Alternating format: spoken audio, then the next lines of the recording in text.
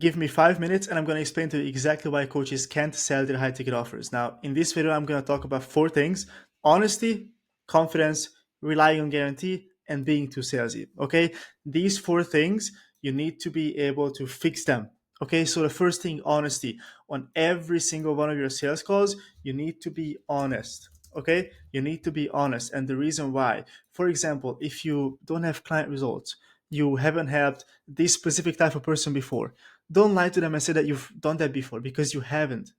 You haven't done that before. You need to be transparent, because one thing about honesty is people can feel when you're lying. There's certain body language that you presentate, that you kind of like show to them if you lie. You need to be honest every single time. You didn't have client results, just be straight up. I'm not sure if I can help you, bro. That's the second part.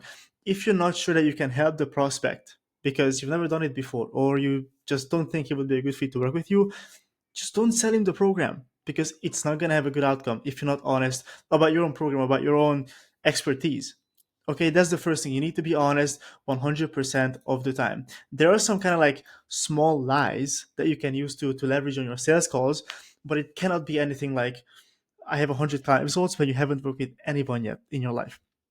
So that's honesty. You need to be honest 100% of the time on the sales calls. That's how you can have like a supernatural conversation, and a super good conversation with the prospect if you're honest. The second thing, confidence. Okay, prospects. This you need to memorize this sentence. Prospect will never buy if you're not confident. Okay, you need to memorize that sentence, because if you're not confident in your own self, if you're not confident that you can get them the results that they want to get, then how would they be confident in you that you will get them the results? If you don't sound confident on your sales calls, the prospects can feel it. Okay, they can feel that you're not confident enough. And if they feel that you're not confident, they're not gonna trust you, because they're not gonna be confident in you. And that's the first thing. They need to trust you, and they need to be confident that your process, and most importantly, you can get them the results that they're looking for. And if you're not confident yourself about your own process, about your own sales process, about your own like anything, they can feel it. People can feel that you're not confident. That's why I always say, if you don't know what to say, just come up with the biggest bullshit. I don't know, some talk about something. Don't lie, but something that's the biggest bullshit, but say it with confidence. That's why I always say, if Andrew Tate says that 2 plus 2 is 5, then you believe him, because he says this with so much confidence. Okay, you need to be confident on your call, because if you're not confident, people are not gonna trust you. Second thing, be confident. The third thing is relying on guarantee. I see this all the time. People that are just selling on their guarantee, like, hey, I have this guarantee that if you don't get results within the next 90 days, I'm gonna pay your money back. Now, you can use a guarantee 100%. It's really good to have a guarantee, but relying on the guarantee and only closing because of the guarantee, that's a really bad thing. And the main reason is refunds. Okay, if you sell someone on a guarantee instead of the outcome and the process, then there's a really high chance that they're going to ask for a refund. Why? Because they have a way out. Okay, let me just write it down as well. They have a way out. Why does it look like this? They have a way out. Okay, let's say you really push them into buying your program because of the guarantee. What's going to happen is, maybe tomorrow, maybe the next month, maybe in 2 months, but they're going to ask for a refund. Why? Because they know that you have a guarantee that if they don't get results, then they can just simply say, hey, Dominic, I want to get my money back. You have this guarantee. Just pay me my money back. I don't like this program. And you need to give them the money back, because that was your guarantee. And what's going to happen is that your client results are going to drop. Why? Because if you sell someone on a guarantee, saying that if they don't get results, then you just pay them the money back, they're not going to push to get the results. Like, if you don't have a guarantee and someone pays you 10K because of your process, because of you, then they're gonna work so hard to get the results, because they have commitment. They invested in you, and they've invested in your process. But if you rely on your guarantee, then they basically invest into a guarantee. They're not gonna be bought in, and they're just not gonna work as hard as they should to get the results. So maybe 1 month or 2 months goes by and they don't get the results, they just ask for a refund.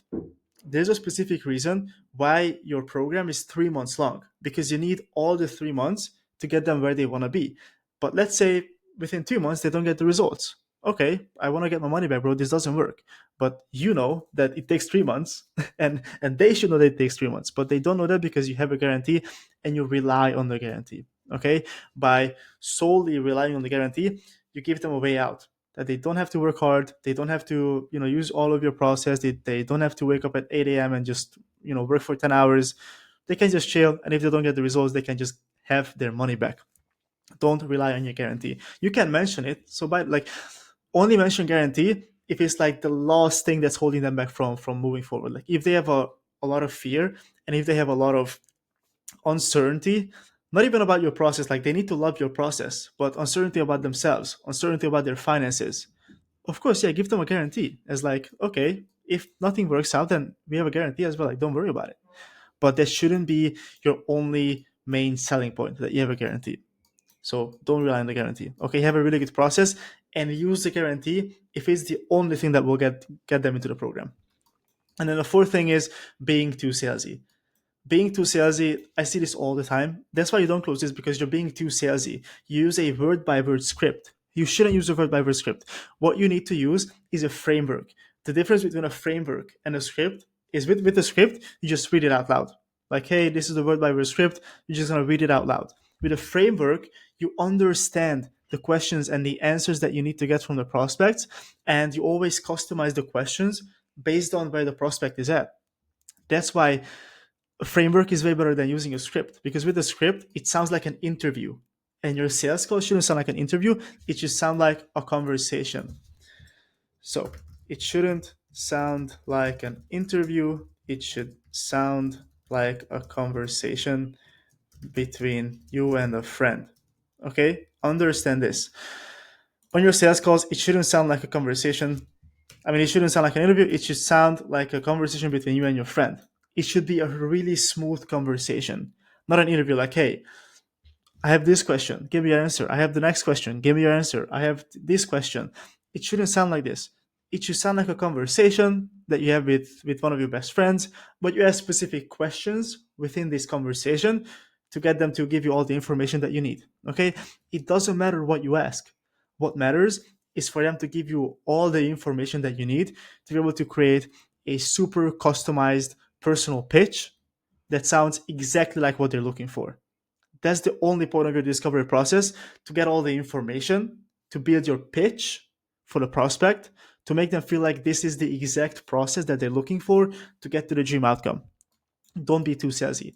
Like genuinely, when I'm saying, like, imagine a conversation with one of your best friends. Let's say it's a late night drive, you have a good conversation. That's what it should sound like. Okay, add your own thoughts to the process. Have a framework, not a script. Because first they can hear that you're reading a script. Like in 2025, the sales resistance is so high. Everyone knows that you're using a script. So as soon as it clicks for them that, okay, this guy is using a script again, they're not going to buy from you, because they know that you're just trying to sell them. But if it sounds like a conversation because you're not like every single other business owner, then they have way more trust towards you. That's what we call a pattern interrupt. That's why we don't start the conversation when they hop on a call with like, how's the weather, all those things. We use something that we call a pattern interrupt, which is saying things that they don't hear usually when they hop on these sales calls. That's why use a framework. Okay, don't use a script. I know it's way easier to just have it on your screen and just read it out. Like, so what is the goal, Mr. Prospect? Don't do it. Okay, just be like, oh, so what are you looking for, bro? Like, tell me a little bit more about like how much weight do you want to lose when it comes to your weight loss journey? Just make it super natural.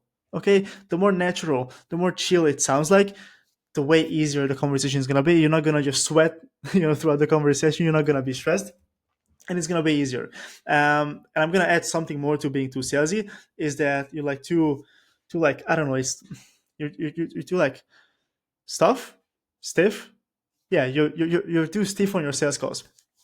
What you need to do is you need to be like super relaxed, super chill. Like you should be detached from the outcome. Like you should be like, okay, I mean, if this person doesn't close, I don't care. I close the next one. So that's why you should be just lay back, be chill, just be relaxed, and have the conversation that way. Because also, people can feel that you're stiff. People can feel that you're like your muscles are all like locked up, and you're just like, oh, I really want this sale. People can feel that. Okay. So for this video, this is what I wanted to talk about. Fix these things. Okay. Be honest. Be confident about yourself and about your own process. Don't rely on the guarantee. You can use a guarantee, and it's really beneficial to use a guarantee, but don't rely on the guarantee, and don't close only because of your guarantee, and stop being too salesy. Okay, look at it as it's a conversation between you and a friend, and have it that way. Okay, so implement these things, fix these issues, and go close some deals. Peace.